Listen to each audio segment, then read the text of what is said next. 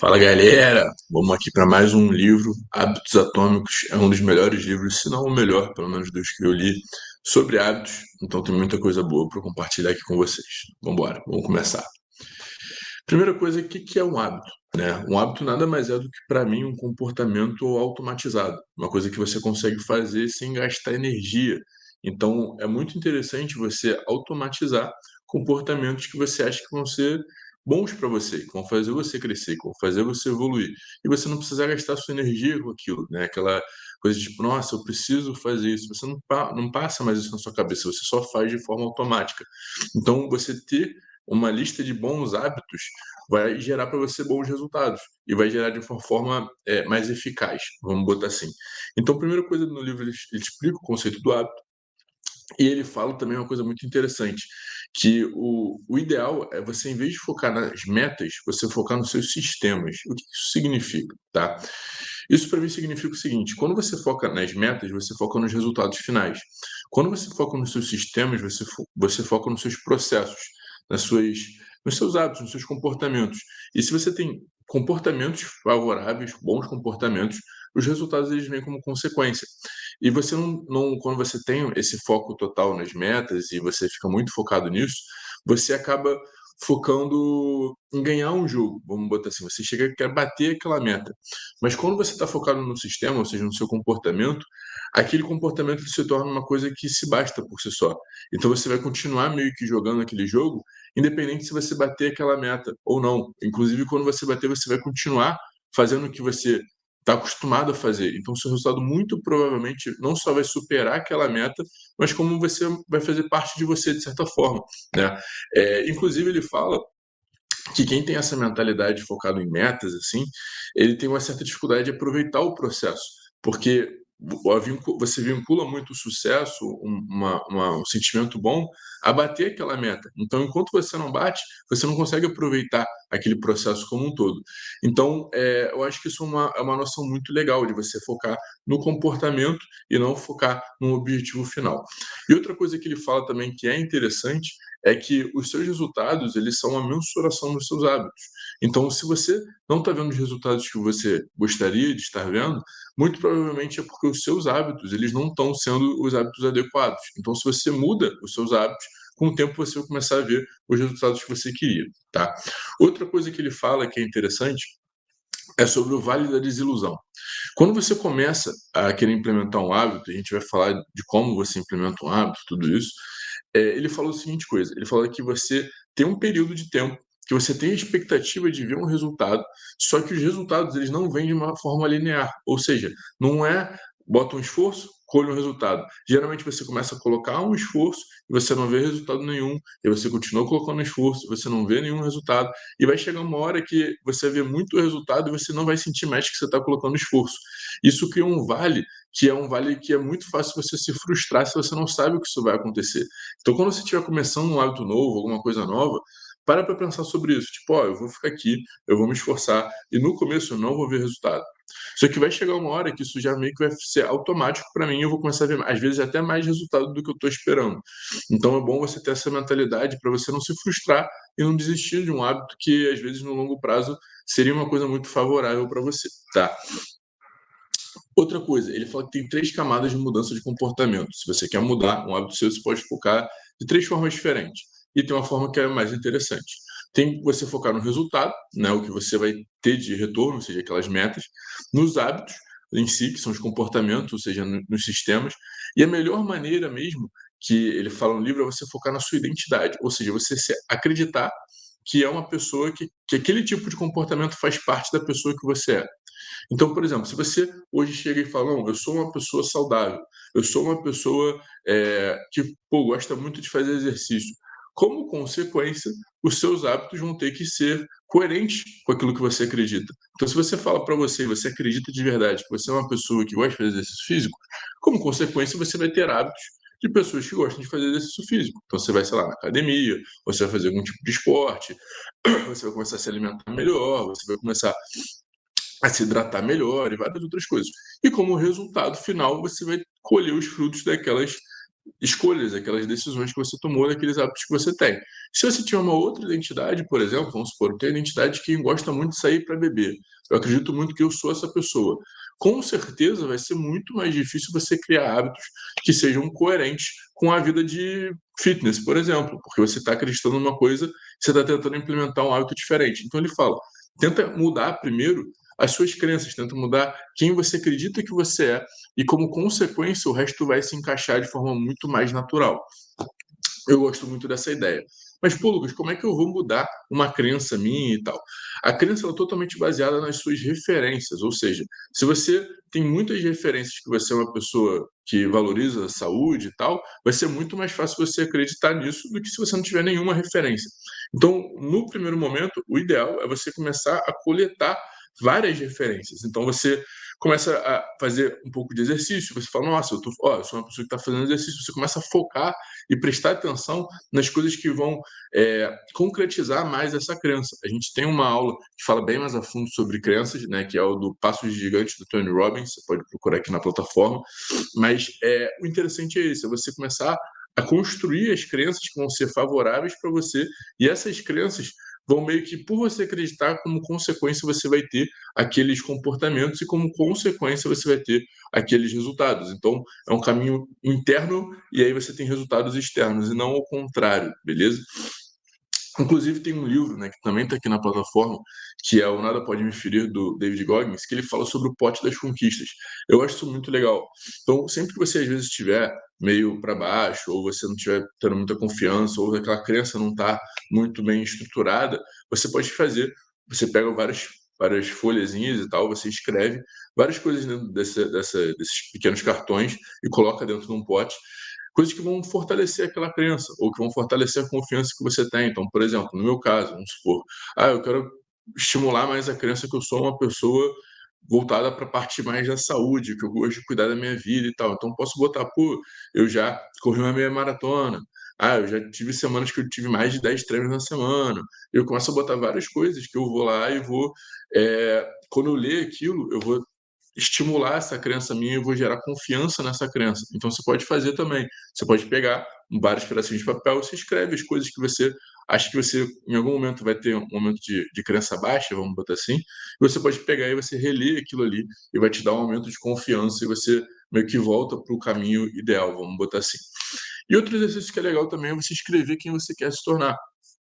Então você escreve quem você quer se tornar, as crenças que você gostaria de ter, e aí você começa a trabalhar na aquisição das referências para se tornar aquela pessoa, para fazer com que você realmente acredite que aquilo é verdade, e como consequência aquilo vai se tornar realidade para você, tá? Mas como é que funciona a questão dos hábitos, né? O ciclo dos hábitos. Primeiro você tem um estímulo, depois esse estímulo ele gera um desejo, o desejo gera uma resposta e aquilo gera uma recompensa. Então vamos falar de uma maneira bem simples. Vamos supor que você entrou no quarto e o quarto está escuro. E aí você tem um estímulo. Pô, eu quero deixar o quarto claro, eu quero enxergar as coisas. Então esse é o seu desejo, né? O estímulo de ver o quarto claro cria o desejo de você querer que a luz esteja acesa. Então isso gera um comportamento de você apertar ali o interruptor e como recompensa você vê que a luz está acesa no quarto. Então você tem esse ciclo se fechando. Então ele sempre funciona dessa forma. Tem um estímulo, depois tem um desejo, que já, o estímulo gera esse desejo, que vai gerar um comportamento, e no final tem uma recompensa.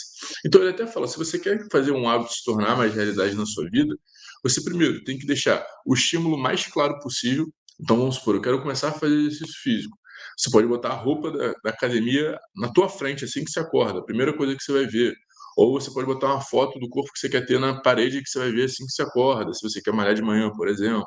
Enfim, você deixar o estímulo mais claro possível e você deixar o desejo, né, aquela vontade, o mais atraente possível. Ou seja, você pode mentalizar e você ter aquilo muito claro na sua vida, o que, que você quer, e você vai gerar uma vontade maior de fazer aquilo se tornar realidade, enfim. Depois, a questão do comportamento, você tem que facilitar a execução. Então, por exemplo, vamos supor o exemplo da academia, né? Então, você acordou, você viu já a roupa ali, então já o estímulo foi muito claro para você. Aí você já tem, sei lá, um mapa dos sonhos na tua parede, você já consegue visualizar e você sabe exatamente como você quer estar se sentindo e tal. Então, aquilo gera um desejo maior até em você. E aí você tem a academia que é, sei lá, 1 hora da sua casa andando. Isso vai dificultar muito a execução da academia de fato. Então, você vai precisar de um desejo muito maior para fazer aquele comportamento. Então você tem que facilitar, ou seja, ter uma academia próxima a você ou a sua casa, enfim, nesse exemplo da academia, mas vocês estão entendendo a linha de raciocínio. E você tem que fazer que a recompensa seja boa. Então, eu gosto muito de fazer comportamentos que eu me sinta muito bem depois. Então, por exemplo, a academia para mim especificamente não é uma das coisas que eu mais gosto de fazer, eu prefiro, por exemplo, treinar jiu-jitsu. Então, é um comportamento que me dá uma recompensa maior, ou seja, o hábito ele fica muito mais enraizado na minha vida, porque eu vou gostar muito mais do que eu estou sentindo fazendo o comportamento. Então você tem que ver também, talvez, qual é o comportamento, e às vezes quando você está falando, por exemplo, de saúde, tem vários comportamentos que você pode ter que vão ser bons para sua saúde. Então, às vezes, você tem que achar um que a recompensa seja realmente melhor, que faça valer a pena, vamos botar assim. Então, e você pode usar algumas técnicas também, né, para melhorar a recompensa. Então você pode falar: "Ó, se eu, sei lá, fizer 7 dias aqui certinho da minha academia, eu vou me recompensar de tal forma", e você aumenta a recompensa. Então tem várias coisas que você pode fazer para dar um estímulo maior de recompensa nesse ciclo dos hábitos, tá. E outra coisa ele fala sobre consistência, né, a consistência ela é muito importante, até porque quanto mais consistente você for, mais automático fica o processo, e aí menos energia você vai precisar, porque como está muito automático, menos estímulo você vai precisar para que aquilo se torne realidade. Inclusive ele fala sobre o paradoxo de Sorites, eu não sei se vocês já ouviram falar, acho que eu já gravei algum vídeo no Instagram falando sobre isso, que é o seguinte, ele explica basicamente da seguinte forma, ele pergunta: "Cara, uma moeda deixa alguém rico?" Se você der uma moeda de R$ 1 para alguém, deixa a pessoa rica? Falou, não, provavelmente não, né. Mas se você continuar dando uma moeda de tempos em tempos, todo dia ou toda hora, vai chegar uma hora que vai ter uma moeda específica que vai fazer, essa pessoa ficar rica. Depois de, sei lá, 1 milhão de moedas, a outra vai deixar ela rica, sei lá. Ou aí você vai ter que achar uma mensuração que faça sentido para você. Então um ato específico muda a nossa vida? Uma vez que você vai na academia, muda a sua vida? Não. Só que se você faz isso todos os dias, vai chegar alguma vez que você vai ter que concluir que, pô, foi esse ato agora que mudou a minha realidade e agora eu me tornei uma pessoa, sei lá, mais saudável. Então, quando você é consistente, vai chegar um momento que esse cada ato que você faz, ele tem uma importância. Ele está te ajudando a construir algo ou a destruir algo. Então, eu acredito muito que a consistência, ela vai fazer um papel muito grande. Então, às vezes que a gente acha: "Pô, eu não vou hoje", ou "Eu vou deixar de fazer meu hábito hoje". Se você olha só para aquele dia, parece uma coisa muito pequena. Só que é como se você estivesse numa guerra interna entre construir o muro ali, que vai ser o hábito, botar um tijolinho por dia, ou destruir aquele muro, tirando um tijolinho por dia. Então, é muito importante que todo dia você coloque aquilo ali, porque no final vai chegar uma hora que aquilo vai estar construído por causa desses cada vez, uma vez por dia, 2 vezes por dia, você está ali fazendo, construindo aos pouquinhos, beleza? E ele tem algumas dicas de você implementar um novo hábito. A primeira é você colocar uma data e hora no hábito, ou seja, ele te fala que se você colocar uma data e hora, já aumenta muito a probabilidade de você, de fato, fazer alguma coisa. Então, sempre que você for fazer alguma coisa que você sente que você tem uma dificuldade, que ainda não está automático para você, coloca exatamente quando você vai fazer e além de quando e data e hora, botar como você vai fazer também. Então, você já pensar: "Não, beleza, eu vou acordar de manhã, aí vai ser 7 horas, vai tocar meu despertador, eu vou botar a roupa que está aqui, e aí eu vou da academia, eu vou fazer esses exercícios, então você não precisa pensar, porque se você tiver que parar para pensar o que que você vai fazer, num momento que às vezes você está numa luta interna para fazer aquilo ali acontecer, a probabilidade de você desmotivar ou de você, dar para trás é muito maior. Então se você já deixa tudo pronto, você não precisa nem pensar, só você pegar e executar, vai facilitar muito a sua vida. Outra coisa que ele fala é sobre você empilhar os hábitos. Então, por exemplo, vamos supor que eu tenho um hábito muito bem estruturado de todo dia de manhã ler 20 páginas, por exemplo, tá? Beleza, eu posso pegar um outro hábito que eu não tenho ainda pronto, que ainda não está automático para mim, e eu empilho ele nesse primeiro hábito que já faz sentido, que já está pronto para mim. Então, por exemplo, depois que eu ler as 20 páginas, eu vou, sei lá, meditar 10 minutos.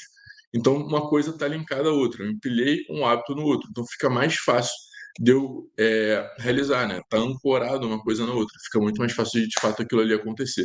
É uma estratégia que funciona muito, eu já testei várias vezes na minha vida e eu uso frequentemente, me ajuda bastante, tá. Outra coisa que você tem que pensar também é se o seu ambiente, ele facilita os estímulos que você quer.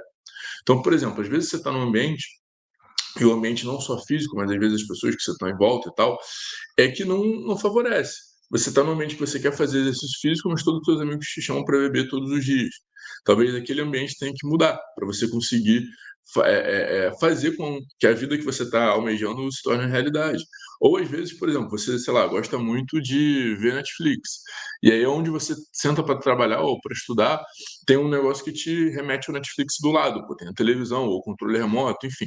Então você tem que às vezes dificultar, tira a TV daquele ambiente, ou estuda em outro ambiente, ou esconde o controle remoto. Então quanto mais você facilitar os estímulos para o que você quer, ou dificultar os estímulos para o que você não quer, mais fácil isso vai ser real também, tá? É, Outra coisa que ele fala é sobre você não quebrar a corrente. Então, como é que você faz isso? Você faz um rastreamento dos hábitos. Então, todo dia você vai lá e você marca um checkzinho, ó, fui na academia, como se fosse numa agenda, ou, sei lá, um projeto de 30 dias, que você vai lá e vai botando todo dia que você fez. Então, o seu objetivo, depois que você vê aquilo ali sendo construído, vamos supor, tem 10 dias que você não erra, vamos botar assim, que você está fazendo o planejamento certinho. O seu objetivo é não quebrar a corrente. Isso é uma estratégia também que funciona muito. Eu gosto muito.